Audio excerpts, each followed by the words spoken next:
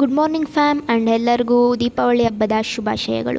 I hope ಎಲ್ಲರೂ ದೀಪಾವಳಿ ಹಬ್ಬನ ತುಂಬ ಚೆನ್ನಾಗಿ ಆಚರಿಸ್ತಾ ಇದ್ದೀರಾ ಅಂದ್ಕೊತೀನಿ. ಬಟ್ ಮೈ ಬ್ಯಾಡ್ ಲಕ್, ನಮ್ಮ ಮನೇಲಿ ಹಬ್ಬನ ನಾವು ಆಚರಿಸ್ತಾ ಇದ್ದೀವೋ ಇಲ್ಲ ಹಬ್ಬನೇ ನಮ್ಮನ್ನು ಆಚರಿಸ್ತಾ ಇದ್ದೋ ಗೊತ್ತಾಗ್ತಿಲ್ಲ.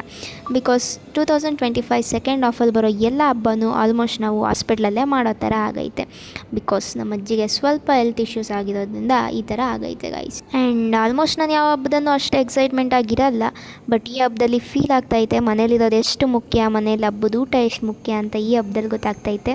ದೀಪಾವಳಿ ಆಗಿರೋದ್ರಿಂದ ಹಾಸ್ಪಿಟ್ಲ್ ಆಚೆ ಎಲ್ಲ ಪಟಾಕಿ ಹೊಡಿತಾ ಇರೋದನ್ನ ನೋಡ್ರೆ ನಾನು ಮನೇಲಿ ಹಬ್ಬ ಮಾಡೋಕ್ಕಾಗ್ತಿಲ್ವಲ್ಲ ಅಂತ ಸ್ವಲ್ಪ ಬೇಜಾರು ಕೂಡ ಆಗ್ತೈತೆ. 3 ಡೇಸಿಂದ ಹಾಸ್ಪಿಟ್ಲ್ ಹತ್ರನೇ ಇದ್ದೀನಿ ಆ್ಯಂಡ್ ಇಲ್ಲಿ ನೆಟ್ವರ್ಕ್ ಇಲ್ದಲೇ ಇರೋ ಕಾರಣ ಎಷ್ಟೋ ಜನದ ಫೋನ್ ರೀಚ್ ಆಗ್ತಾಯಿಲ್ಲ.